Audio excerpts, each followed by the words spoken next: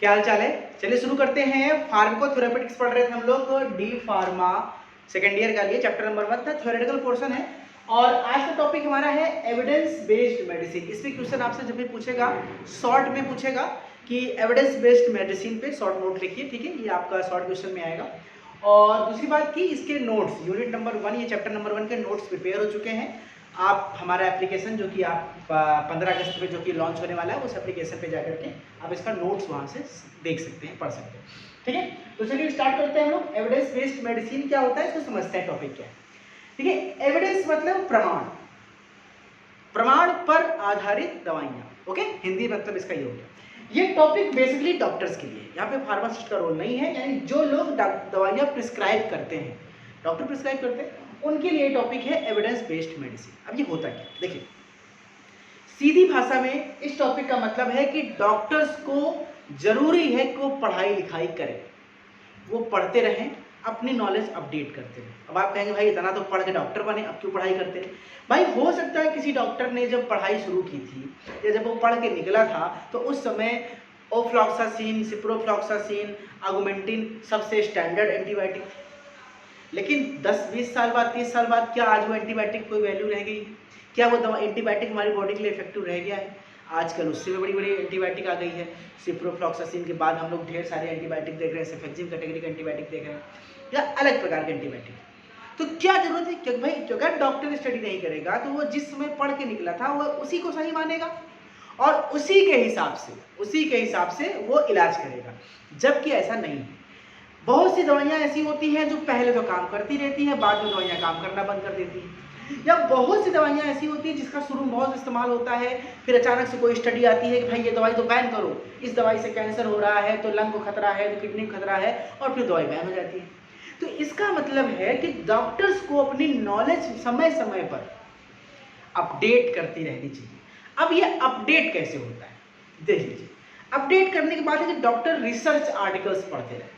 भाई उनको बहुत कम समय मिलता है, मरीज देख रहे हैं, फिर अपनी फैमिली लाइफ भी है, सोते जागते जब भी समय मिले अपने मोबाइल में, लैपटॉप पे रिसर्च आर्टिकल्स आते हैं, जर्नल्स आते हैं, जो नई नई डिस्कवरीज होती हैं, जो नए नए क्लिनिकल ट्रायल हो रहे हैं, जो नई दवाइयाँ बन रही है, जो किसी दवा का फार्माकोविजिलेंस स्टडी हो रहा है, किसी ड्रग का, उस पर एडवर्स इफेक्ट, साइड इफेक्ट नए नए सामने आ रहे हैं। इस सबको डॉक्टर अगर नहीं पढ़ेगा तो कैसे नॉलेज को अपडेट करेगा।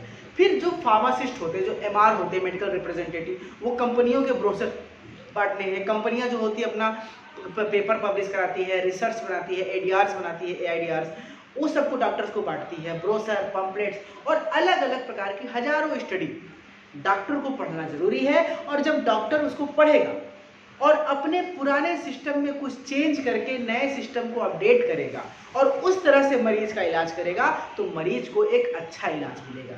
इसी को कहते हैं एविडेंस बेस्ड मेडिसिन। यानी जो डॉक्टर किसी मरीज को जो दवा प्रिस्क्राइब कर रहा है वो बेसिकली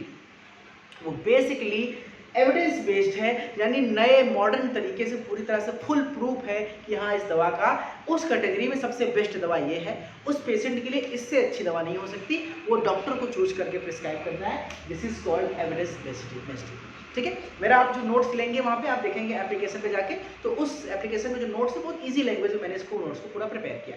बहुत से बच्चे कंप्लेंट करते हैं सर हैंड रिटन नोट्स में राइटिंग समझ में नहीं आती, तो कोशिश कर रहा हूँ उसको मैं प्रिंटेड करा के आपको वो नोट्स प्रोवाइड कराऊँ, ठीक है। तो एविडेंस बेस्ड मेडिसिन की डेफिनेशन भाई मोटा मोटा इसका इंट्रोडक्शन यही हो गया कि डॉक्टर अपनी नॉलेज को अपडेट करे, अपग्रेड करे, यही एविडेंस बेस्ड मेडिसिन का कॉन्सेप्ट है। इसका डेफिनेशन क्या हो गया?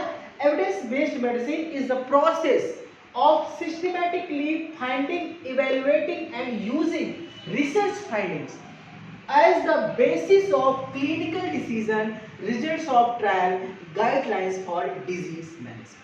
ठीक है दोस्तों, कुल मिला के मोटी मोटी बात यह है कि जो डॉक्टर्स है वो रिसर्च फाइंडिंग करके, क्लिनिकल ट्रायल की रिसर्च स्टडी करके, अपने नॉलेज को अपडेट करके मेडिसिन की नई इफेक्टिवनेस के बारे में स्टडी करें और इसका इस्तेमाल करते हुए मरीजों को दवाइयाँ बांटे। यही हमारा क्या है?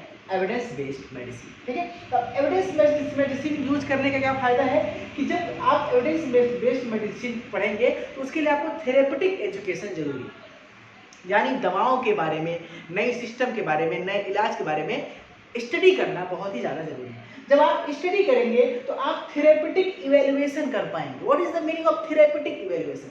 कि हमारे पास भाई एक पेशेंट मेरे पास आया, उसको माइग्रेन की दिक्कत है।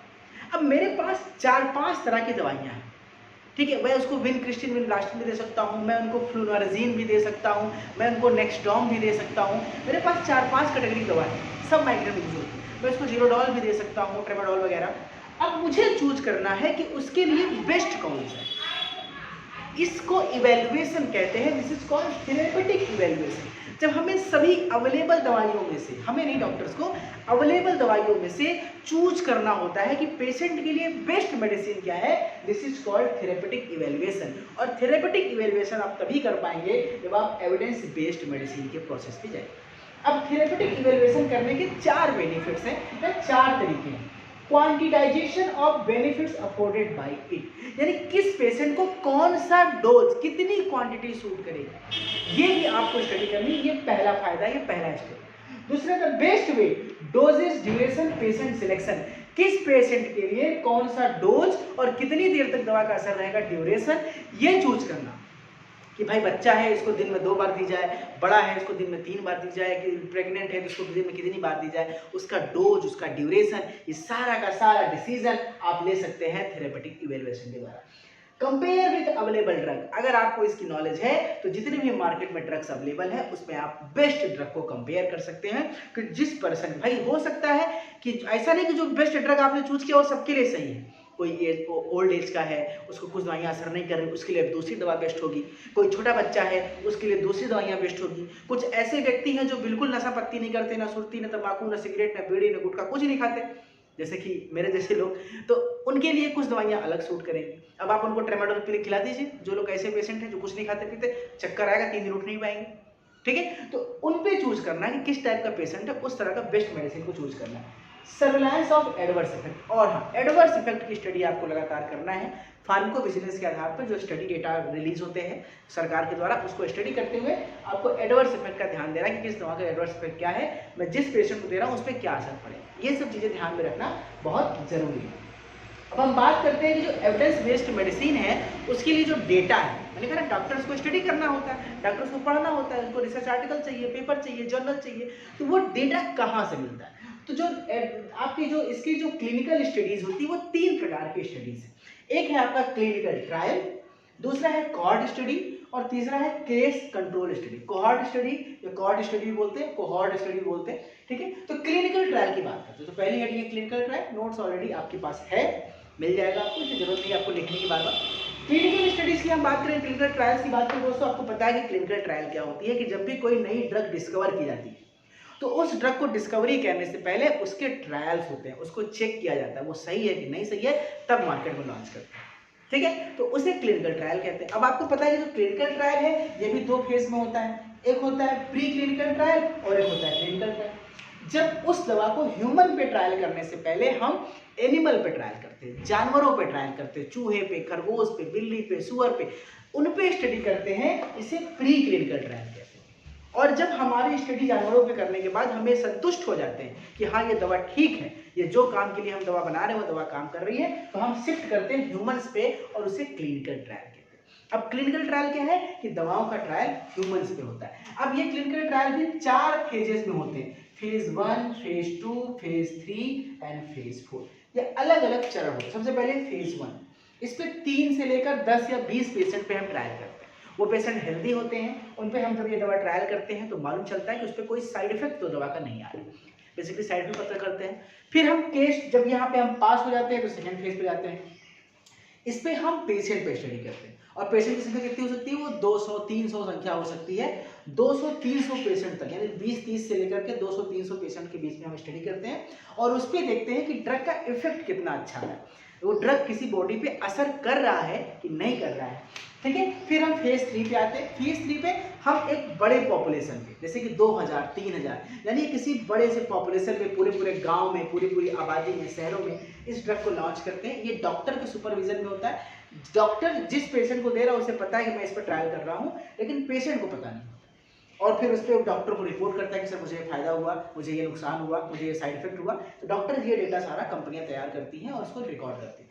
उसके बाद फेज 4 आता है, एक तरह का पोस्ट मार्केट सर्विलांस है, यानी दवा लॉन्च होने के बाद फिर मार्केट पे स्टडी की जाती है कि दवा का क्या रिस्पॉन्स आ रहा है, कितने जगह पे कुछ नए साइड इफेक्ट तो नहीं देखने को मिल रहे हैं, भाई कुछ और नया साइड इफेक्ट दिखा जो ट्रायल में नहीं दिखा था। तो वो सब हमारा फेज 4 में आता है। तो ये सारा का सारा क्लिनिकल ट्रायल के बारे में आपको समझा दिया। अगला है कोहॉर्ट स्टडी। कोहॉर्ट स्टडी में क्या होता है दोस्तों कि जब हम एक ही तरह का कोई काम, कोहॉर्ट का मतलब होता है एक समूह, ऐसा समूह जो एक ही प्रकार का काम करता है, ठीक है। जैसे मैं आपको समझूं, जैसे आप देखेंगे आपके पास एक सेना है, आप महाभारत रामायण देख रहे हैं, बाहुबली देख रहे हैं, एक सेना है। एक सेना है जो सिर्फ घोड़े पे चलती है, एक सेना है जो पैदल चलती है, एक सेना है जो तलवार से लड़ती है, एक सेना है जो धनुष बाण से लड़ती है। तो जो एक एक सेनाओं का ग्रुप है, एक तरह के लोगों का समूह को ही हम लोग कोहॉर्ट बोलते हैं। और जब एक ही तरह के लोगों पर हम एक ही प्रकार की स्टडी करते हैं तो ऐसी स्टडी को हम कोहॉर्ट स्टडी, क्या कहते हैं दोस्तों, कोहॉर्ट स्टडी। यानी जब एक ही प्रकार के लोगों के ऊपर हम स्टडी करते हैं। अब कोहॉर्ट स्टडी दो प्रकार का होता है, प्रोस्पेक्टिव और रेट्रोस्पेक्टिव। प्रोस्पेक्टिव और रेट्रोस्पेक्टिव क्या है कि भाई किसी निश्चित सीमित संख्या पे, हमारे पास पता है कि हमारे पास 20 लोगों का समूह है, 50 लोगों का समूह है, हमें इन पे स्टडी करना है और सब पे स्टडी करने के बाद मान ली कोई दवा हमने दिया और दवा देने के बाद सबका एडवर्स इफेक्ट नोट करो, सबका साइड इफेक्ट नोट करो कि हाँ ऐसा तो नहीं कि सबको क्या इफेक्ट आ रहा है, तो किसी को साइड इफेक्ट हुआ, किसी को नहीं हुआ, किसी को ज़्यादा फायदा किया, किसी को कम फायदा किया, उसे नोट करना, ये प्रोस्पेक्टिव कोहॉर्ट स्टडी।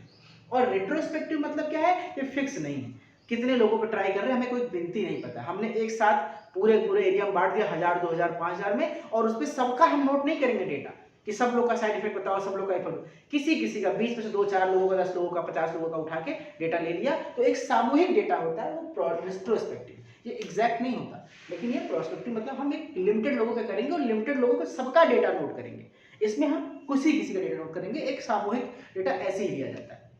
तो चुनाव जाता है, तो जब जाते हैं वहाँ पे चुनाव पे आपका जो जाते हैं आंकड़े लेने के लिए ना कि भाई कौन जीत रहा है, तो सबसे थोड़ी पूछते हैं आपने किसको वोट किया, भाई एक गांव में 5000 लोग हैं, 50 लोगों से पूछ लिया, फिर डेटा बनाइए भाई इस गांव में इस पार्टी की सीट जीत रही है, ठीक है। तो ये वहाँ पे आपको मिल जाता है कि हाँ भाई जो आपके रुझान वगैरह आते हैं उससे मालूम चलता है कि हाँ यहाँ पे ये सरकार बन गई। केस कंट्रोल स्टडी की केस क्या है कि भाई यहाँ और यहाँ हमने स्टडी किया, हमने देखा कि भाई एक साइड इफेक्ट फिक्स है, लेकिन जब हमने दवा को मार्केट में लॉन्च किया तो हमने देखा कि कुछ 2-4 पेशेंट ऐसे मिले जिनको कुछ अलग ही असर आ रहा है, उनको कुछ अलग ही साइड इफेक्ट शो कर रहा है, उनको कुछ अलग ही एडवर्टाइजमेंट आ रहा है जो किसी में नहीं आ रहा है।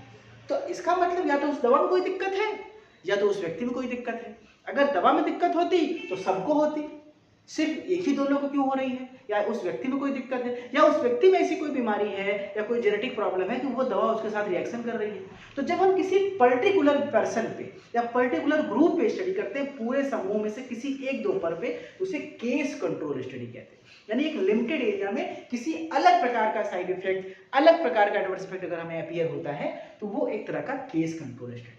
ठीक है दोस्तों, ये टॉपिक इतना छोटा टॉपिक था और ये एक शॉर्ट क्वेश्चन पूछेगा और टॉपिक मेरे ख्याल से आपको समझ में आ गया होगा। तो अब इसके बाद इस चैप्टर में कुछ बचता नहीं, यही 3 क्वेश्चन है जो एग्जाम में पूछे जाएंगे। बाकी इसके बाद national list of essential medicine है कि कौन कौन सी दवाइयाँ सरकार ने बताया कि एसेंशियल मेडिसिन है। 2015 में 19 में भी लास्ट लिस्ट लॉन्च हुआ था, उसमें करीब 200-250 दवाइयाँ हैं जिसको सरकार ने कहा कि एसेंशियल मेडिसिन। तो ये लिस्ट आप गूगल से भी निकाल सकते हैं, पर मैं आपको डाल दूंगा नोट्स इसका वगैरह, ठीक है, एप्लीकेशन पे, तो आप वहाँ से देख लेंगे, इसमें कुछ खास नहीं। उसके बाद एक स्टैंडर्ड ड्रग का जो लिस्ट है वो भी है कि कौन कौन से कैटलॉग होते हैं, वो सब एक टॉपिक है। मतलब बेसिकली इस यूनिट में कुछ खास बचा नहीं, हम मेन शुरू करेंगे फार्माकोथेरेपेटिक चैप्टर नंबर 2 जो कि इंपॉर्टेंट यहाँ से स्टार्ट होता है। ठीक है, तो चलिए मिलते हैं आपसे नेक्स्ट लेक्चर में, जुड़े रहिए हमारे साथ और अपने दोस्तों के साथ शेयर करिए, अपनी इस एप्लीकेशन के बारे में लिंक वगैरह शेयर कीजिएगा। मैं बहुत जल्दी लिंक लॉन्च करूँगा वीडियोज़ के, आपके डिस्क्रिप्शन बॉक्स में, आप वहाँ से डाउनलोड कर सकते हैं एप्लीकेशन। ठीक है, बाकी कोर्स कैसा रहेगा, मैं सेकेंड ईयर के लिए ऑनलाइन क्लासेस कैसी रहेंगी, मैं जल्दी ही आपको अनाउंस करूँगा। मिलते हैं आपसे नेक्स्ट लेक्चर में। Thank you so much, take care, bye bye and Jai Hind.